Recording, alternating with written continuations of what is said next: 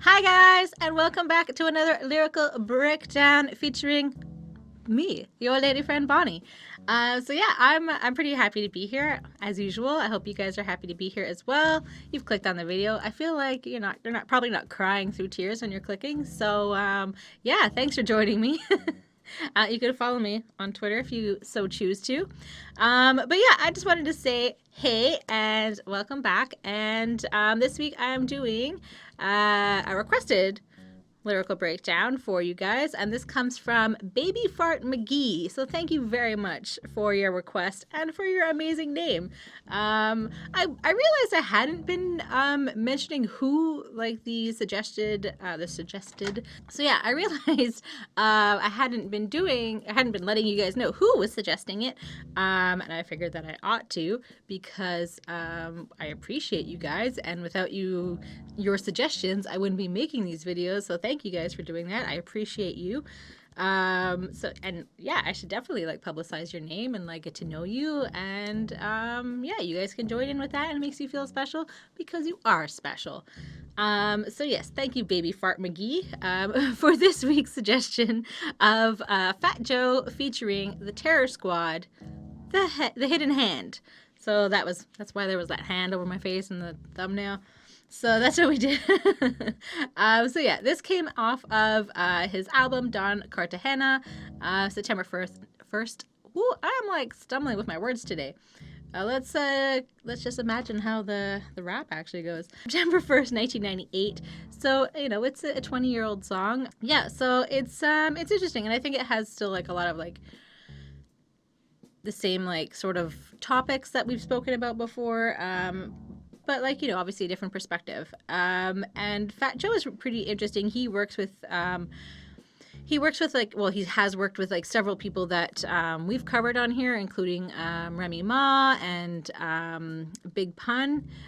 So I mean, I think those are the two. I don't know if we've covered any of the others. It's interesting. I was kind of unsure because the Terror Squad is his label, but then like his like distribution is through like other companies. And like maybe like I'm just not quite understanding like how the whole thing works or something. But like I found like his was particularly weird because like it's also like his crew and like his there's also like a group called the Terror Squad, and they're like his people, but it just kind of seems to be like whoever's available at the time. So like it makes sense, but why don't you just go by your names instead of the Terror Squad if it's not like a regular, you know, few people? It just kind of is like a few different people, whoever's hanging out with him at the time. So which is cool. I don't hate it. I guess it's sort of like D12 in like that sense, if you like kind of right guys, I think that makes sense.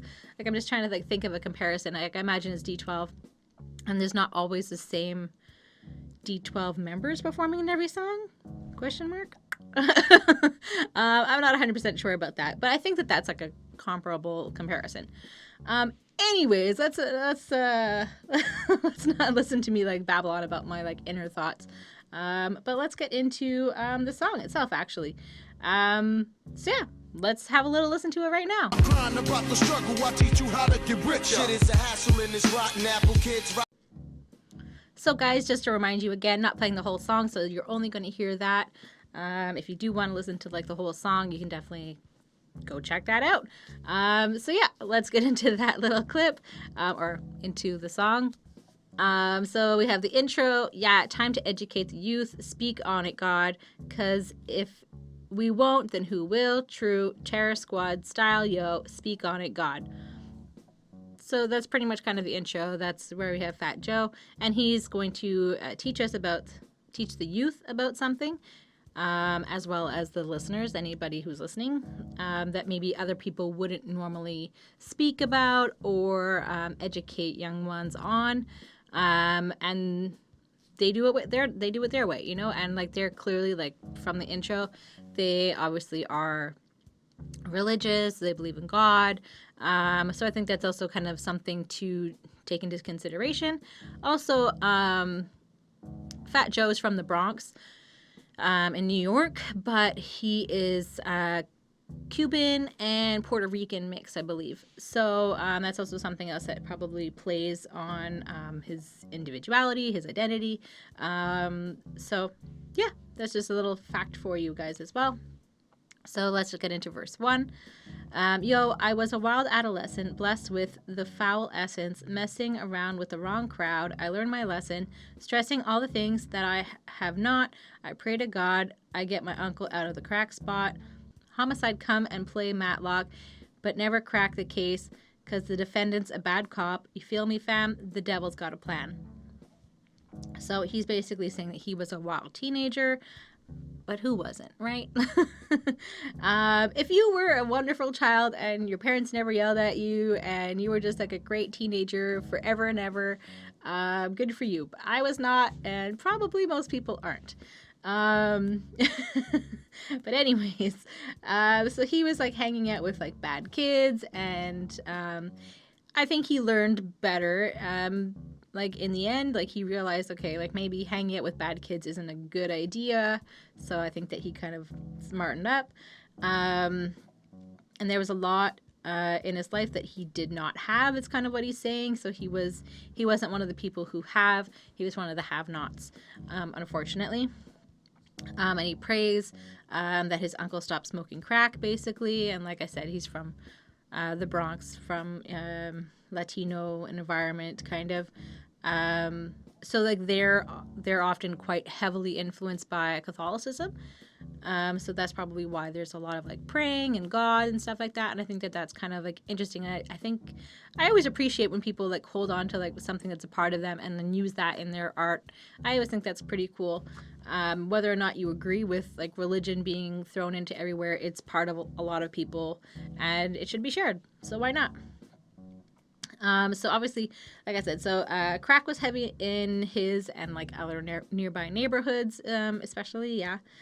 So he hears gunshots going off and is basically like, this is another day in his life. It's normal that people get shot and get killed, and it's, yeah, terrible.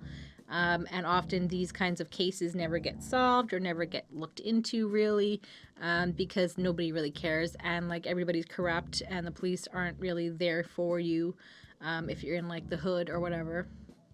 And this is like the devil's plan. So this is kind of like his way to corrupt everybody, I guess. So that's why Farrakhan formed the Million Man up in Washington. The Hidden Hand even played this man. Have me going hand to hand, killing my own clan, but now I understand and see the big picture. Fuck crying about the struggle. I teach you how to get richer. So, because of like discrimination, and I think that's why this minister, kind of slash activist, let me get his name right, Louis Farrakhan. I had to look him up. I didn't know who that was. Created the Million Man March, and he like led it as well. To Washington, and obviously to show, not obviously, I don't know if you know this, I didn't know this, to show that these black men needed to be treated equally and to show kind of like their numbers. And so there was like this march for black men to go to Washington, and I think that that was like pretty interesting, and it kind of showed that these are the people who like a lot of discrimination and a lot of hate is like directed towards. And then these are the people who will end up in jail and like who will become victims of another police shooting or crack or whatever. It's like these are American citizens, you know, essentially. So, well, they are American citizens and they deserve to be treated just as equally as everybody else. That's my 2 cents. And obviously that's what they were trying to show to the government at the time. So this song was all planned out, like he's thought this through. He does what it takes and meets with whoever he needs to become successful. He'll do whatever he needs, and he will even destroy his own people. He's not scared of like stepping on people to get where he needs to be. I think is what he's trying to say here. And I think that now he's kind of realizing that he understands like the struggle of what all these people went through and what like discrimination everybody else goes through, and he's, you know, kind of, he's involved in like the same sort of like environment that a lot of like the black artists are singing about, but he also was kind of looking at it from another perspective, and he's also another minority. So I think that it's quite similar, especially like having grown up in probably like the same area, like I said, as a lot of black people, a lot of Spanish people, a lot of Italians, whatever else, white people. I mean, there are, you know, so I think that it was just more that it was probably a lower class type situation. And he's kind of seeing like, and he's understanding like why everybody was upset, what the discrimination is. He's kind of grown up now, and he's kind of like, wow, this is really happening. Like, this is what the real world is about. So I think it's kind of interesting that he realizes that, but he's also kind of trying to remind you that not to like let like the shit get you down. Like, he's gonna like show you how to like succeed and how to like make money and do what you need to do to like grind and like be successful. So he's letting you know that like this is not your only option, kind of. That's what I took from it, at least. So we are going to verse 2. This is all performed, or this verse is performed by Cuban Links, who is another member of the Terror Squad. So shit is a hassle in this rotten apple. Kids robbing, copping, capsules, rockin', tattoos bopping with ankles, locked in shackles. Got the cops jogging at you, spitting rounds of clips, they down with it. New clowns will make you feel as if the Bill of Rights is counterfeit. Now it's been written that all men are equal, but then it's legal. When they beat us and treat us as if we're different, we go for Delph. Fuck the cops' health. I'd rather drop shelf and let off shots until my Glock melts. So, yeah, life is a hassle in New York. Like, that's what he's kind of saying now. There's a lot of issues. There's a lot of like discrimination and hate, and like he's kind of feeling a little bit attacked, I think. And he calls it a rotten apple, which is like a reference to the Big Apple, which is what some people refer to as New York. And I think it was because of like the horses that they were feeding apples to, like back in the day, like when there were like horses like driving you around everywhere. I think that's where it came from. I think that's where like the Big Apple thing came from. Not 100% sure, but I feel like that's somewhere in my mind. After years and years, it's finally like being like, oh yeah. But yeah, I think it had to do with horses. So then, and he's also kind of saying like this is what's happening in New York, and kind of describing the situation that kids are criminals and that they're stealing and like they're robbing people and they're using that money to buy drugs. So it's just like, it's crazy. He's kind of like seeing like what the youth are up to, and saying that they look tough and they've got all these tattoos and that they're spending money, but like they're going to end up in jail, like just because of like their behavior. Like it doesn't amount to anything. Like they're just going to end up in jail. And they talk about like the cops coming after you, and they're not going to stop shooting. They're going to like kill you because they can, I guess. Yeah, and they'll shoot you down, and like this is obviously like targeted discrimination over and over and over again. And like he's kind of saying that it's a discrimination based off of the Bill of Rights, but then people don't care. They still don't care. This is still going on. So they get beat up by cops, and there's nothing that anybody can do about it, really. Like I said, it's just happening over and over and over again, and especially to like visible minorities. That seems to be like, unfortunately, the police's favorite people to pick on.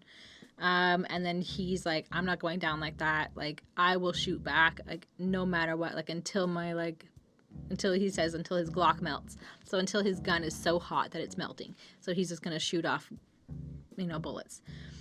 So that's one way to do it. Because God dealt us a helpless hand. They made us sell this land so the palest man could build a selfish plan. We can't trust the government because Uncle Sam is smuggling drugs for us to hustle, all the stuff for him. Even McGruff is in it, getting a percentage, taking advantage, punishing just blacks and Hispanics.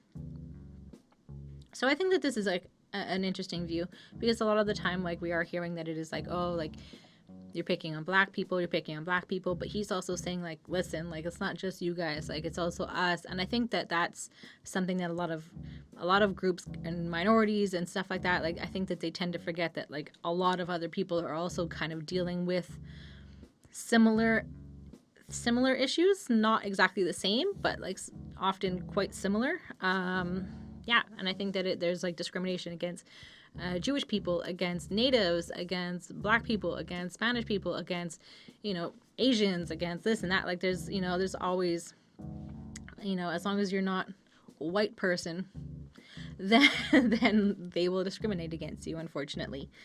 Yeah, it sucks. So,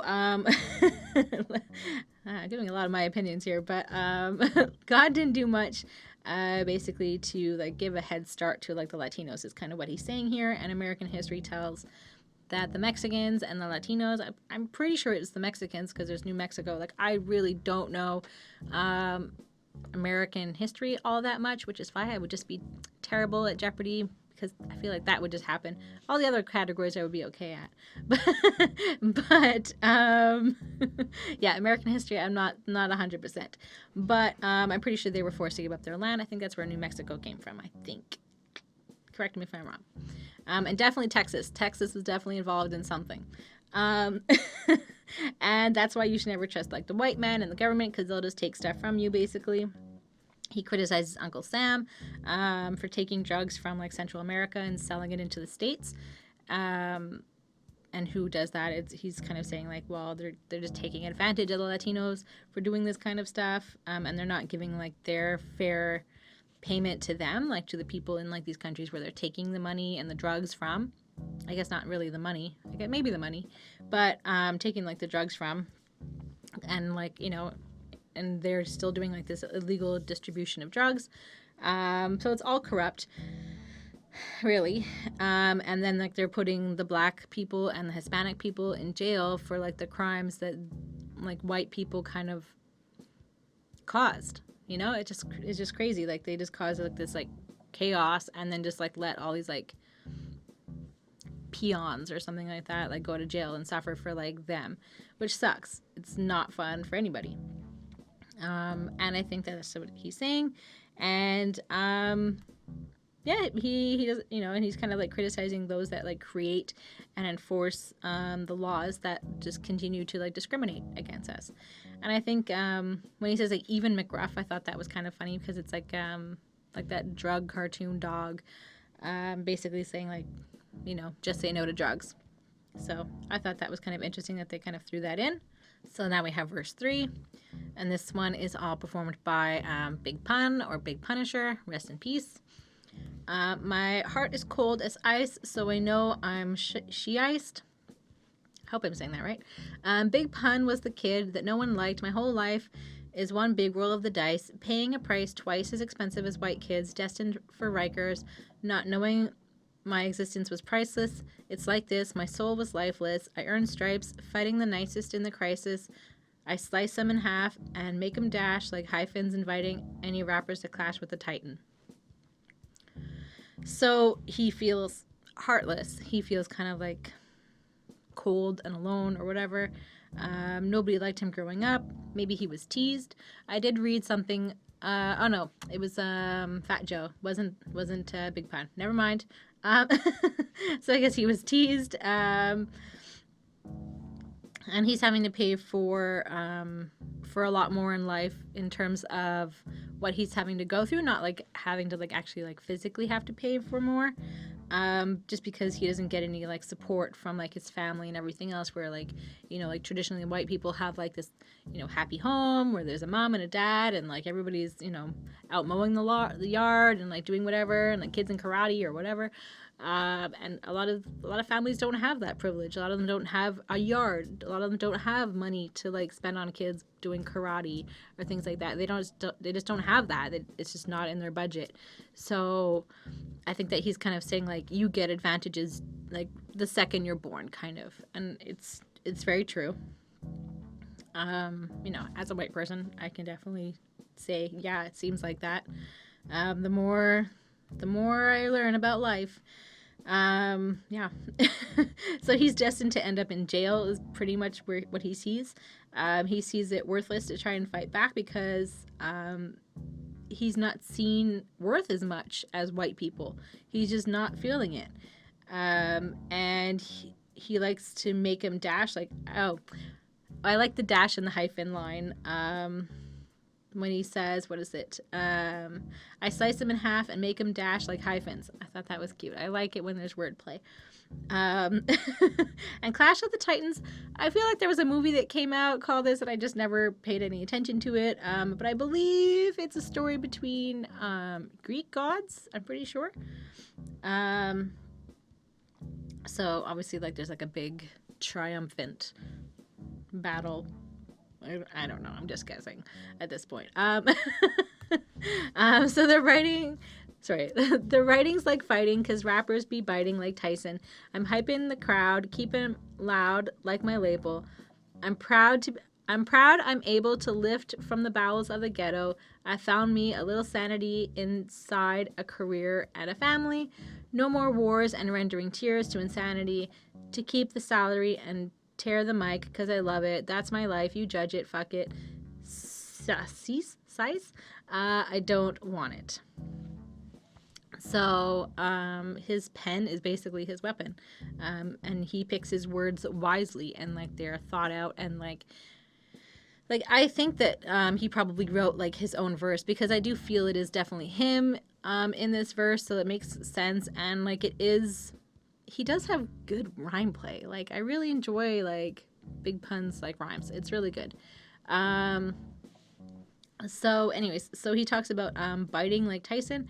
And for those of you who are too young to remember or just don't remember, Mike Tyson bit a guy's ear off, or a piece of his ear off in like 1998, 1999. So like around when this was coming out, during like a boxing match. And like this was like pretty huge news. Like this was like everywhere. Like I remember being like a kid and like remembering this and like hearing all about it and was like, wow, this guy like bit a ear, somebody's ear off. And it was like a big like to do. So in case you didn't know, now I'm letting you know. You should go check it out. There's it was pretty crazy. So he's obviously got like the crowd energized, kind of like that when everybody's like, rah, like when he wins, I guess, from biting somebody's ear off. Was it? I can't, yeah.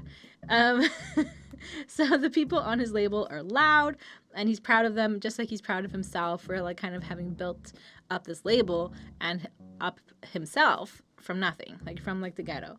And his music and family keep him on like a good course of life, so he's like in a good place. He's happy.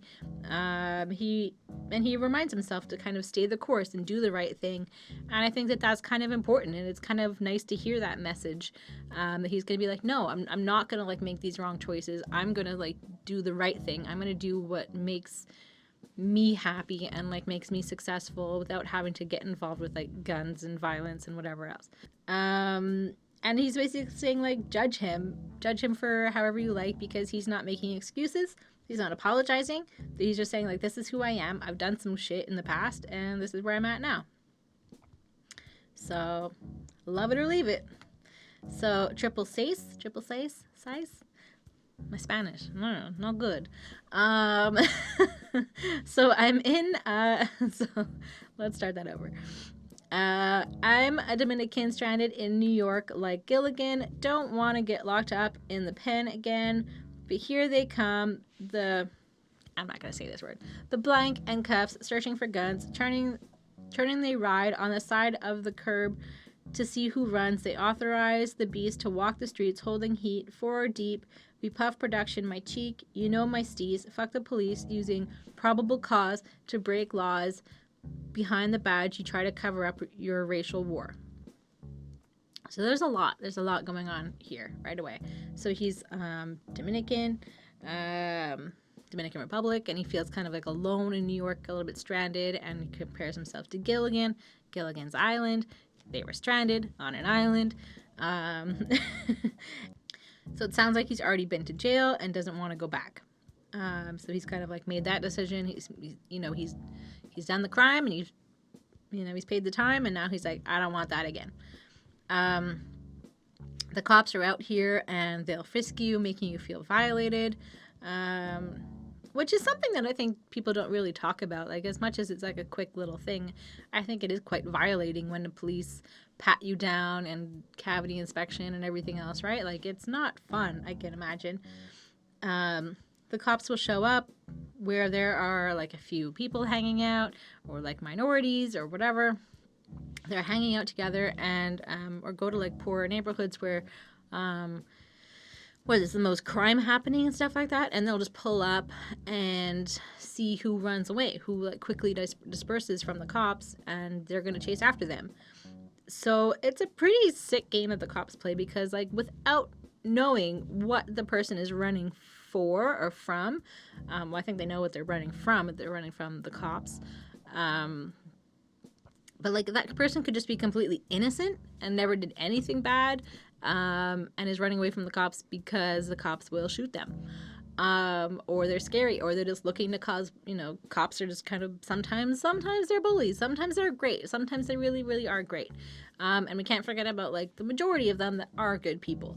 But it just seems like the people who end up the police in like the hood often seem like they just get like worn down, and I don't know why they constantly are all over the place, but it doesn't make any sense to me. And that's kind of what he's saying here, because they're just like showing up and like they're doing this stuff, and they don't like the police because they clearly profile and it's racist, and like they shouldn't be doing that. Like you wouldn't see them doing this in like a fancy white neighborhood. Like it just wouldn't happen.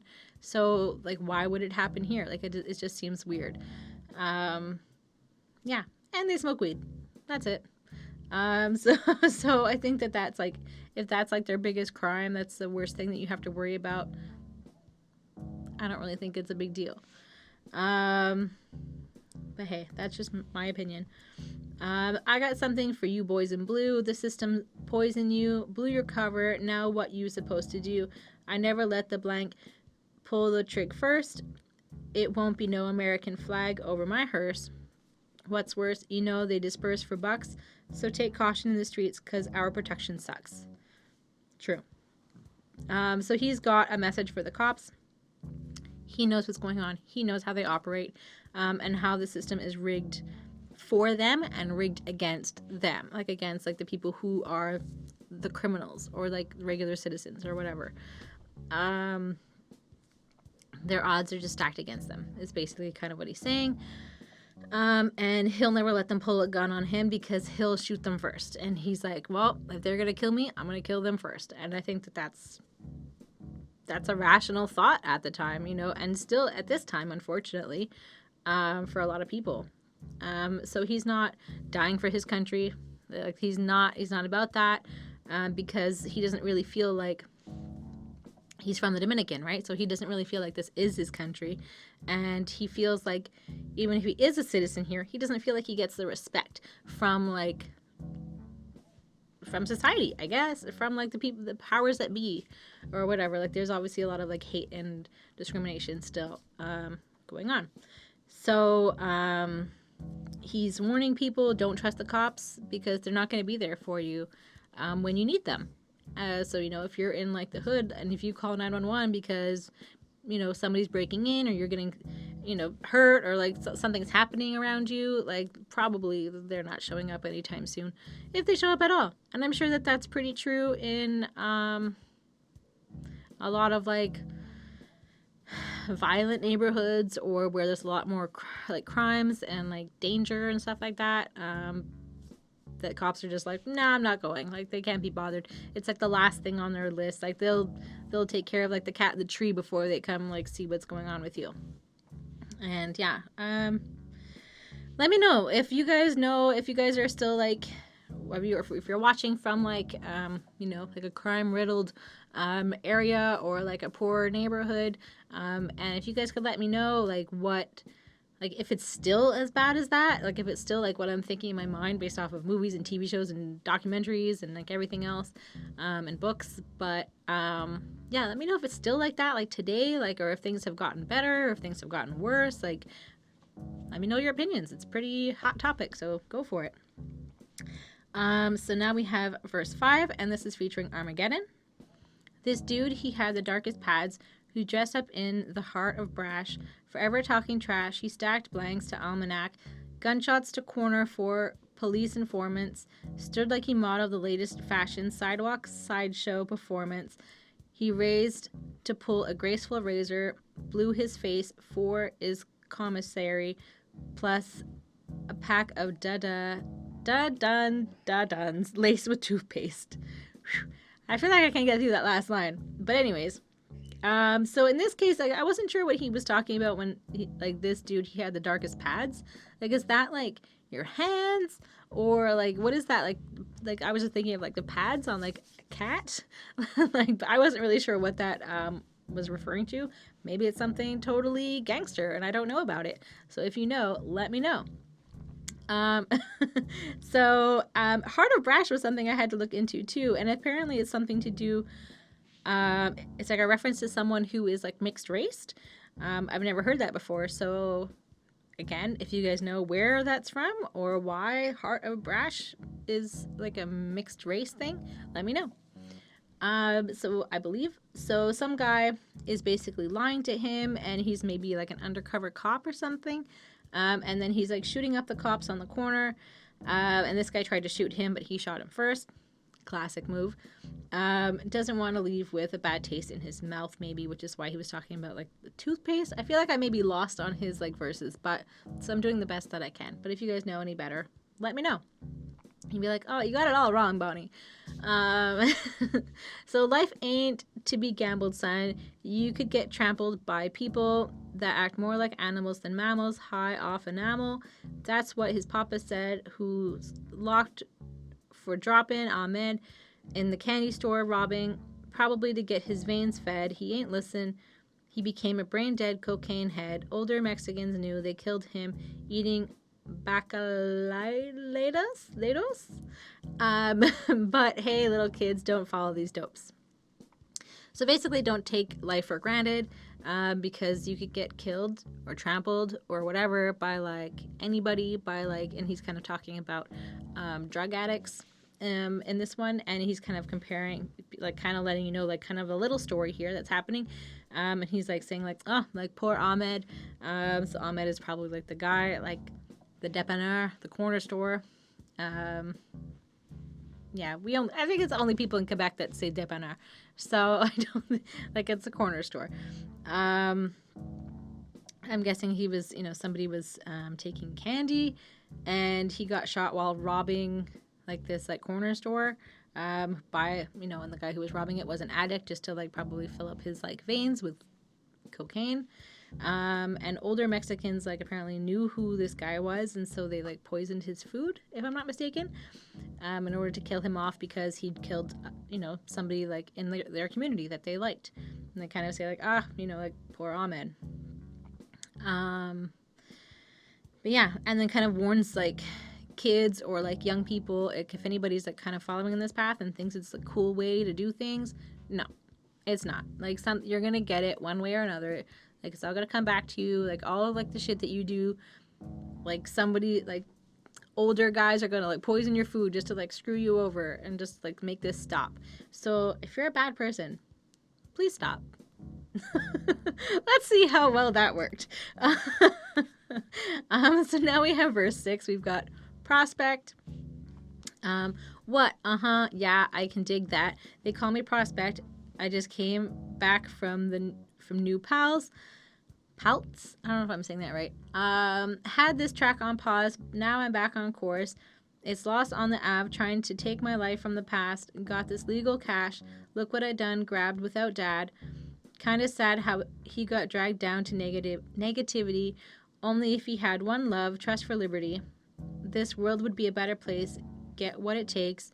And in a race to racism, replace the snake in them.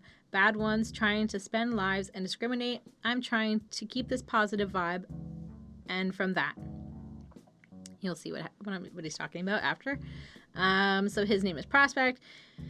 And because he appears, worthy or whatever, since he's from, like, I'm guessing a richer neighborhood, So he's named Prospect because he appears like worthy. I'm guessing since he's from like a rich neighborhood. I believe that's where New Paltz. I guess that's where I looked that up, and it seemed to be like a kind of an upper class neighborhood or a middle class neighborhood at least. He's starting up his career. He's trying to make good choices, not like some of the mistakes maybe he's made in the past. And he's trying, he kind of looks at like the legal way of making money. So obviously maybe whatever he was doing in the past was an illegal way to make money. And he doesn't need to do that anymore. And he's going to make money the legal way. And I think he's kind of talking about music in this sense. Like he's, back and he's trying to do the right thing. And he's not getting help from his dad. And again, that's like, like the parents being able to provide for their kids, and give them extra money and whatever else because they have extra. Like I said, a lot of families don't have that. So that's something to think about. So if he only could trust his government, I think that's kind of like what he's saying he's struggling with. The world would be a better place. He's saying like it would be a more peaceful place. Like everybody would get along if our government wasn't corrupt, if all these bad things weren't happening, if, right? Get rid of the racism. And he's just trying to like send like a peaceful and positive vibe out there. He's not trying to, have any like negative energy. He's just trying to like hope that everybody kind of gets along and is happy and that there's not really any more violence and discrimination. I think that's what he's saying here. So I generate to the top like Puffy, won't stop. I'm mature now with one knot from trying to get locked and to the shorties on the block trying to twist 40 pops. Get your act together, do some carpentry with a Black & Decker and stop speeding like a Kawasaki. From my life to your life, I'm touching everybody. Twins, watch me. So he's moving on up, kind of like Puff Daddy. He's grown up and he's trying not to get into any more trouble. And he's kind of saying like to those like still struggling in the hood, still kind of involved in like reckless behavior, to get out there and get a degree or get a skill, something that you can use for good and to be a positive in this life. So that's when he's saying like do carpentry with a Black & Decker. So he obviously wants you to get like Black & Decker is a tool company, and stop speeding like a Kawasaki. And Kawasaki is a motorbike. So yeah, and they go quite fast. So yeah, he just doesn't want you like riding around doing crazy stuff. Like focus, do what you need to do, make the right choices. Yeah. So we have the outro. Everything we speak is the truth. From Prospect to Monroe, here in a hot second. The whole world run, no. Everything we speak is the truth. Terror Squad. So this is their truth. This is what they see in the world. This is what makes sense to them. And it's their story. It's their truth. And everybody out there is grinding and just trying to like spread these positive messages. Like they're not trying to be like violent. Like they're just trying to like hustle, work hard, make good choices. They fucked up in the past, but they're trying to like move past that. And they're trying to remind everybody to kind of be like aware of what's going on and to kind of point out like, hey, government, like these are all the issues that like you need to work on. This is like affecting like us. So I think that that's a pretty powerful message. So I think he's also trying to like remind the kids that it's not going to be so easy, and like the life of drugs and gangs and everything else isn't necessarily like the right way to live. And like these guys who seem so like cool and rich and with it, and like they seemed like they were like interested in that life at one point, they've kind of like stepped back and they're like, hey, like this isn't necessarily right. And I think that they're kind of saying like the song's called The Hidden Hand, and I think it's good that like somebody's kind of like pulling them away from all of that there is some force or something that's kind of looking out for them. And I think that they're kind of thankful for that, honestly. Like that's kind of what this whole song's about. And they're, in a way, it's sort of what this life is, what the song is about. So yeah, I think that's pretty much it. I think it's a good song. Thank you for suggesting it. I also wanted to say thank you to our patrons on Patreon. So we have Chris Prado, Ismail Gadamsi, Super Old School 1994, and Linda Williams. So I wanted to thank you guys. If you are interested in supporting us, you can check out the link down below. It's cheap. You can afford it. Maybe you can't. I don't know. I don't know your life. You do you. You can also like and subscribe if you like and want to subscribe. So yeah, we'll be putting out videos like this every week, amongst a whole bunch of other ones. So if you want to see one of a song that you love, or a song that you think has a powerful story, or something that you want me to break down, or just as like a crazy, ridiculous rap that you're like, I never know what these people are saying. So definitely leave it down below, and I will check it out, and maybe I will do it soon. So yeah, next week will be one of my own picks, and so you never know what you're really gonna get. Like, it just depends on how I'm feeling, what I'm in the mood for, or something that randomly inspired me. So you never know. But yeah, I'm looking forward to doing that, and I guess that's it for me, guys. I'll see you guys next time. Bye!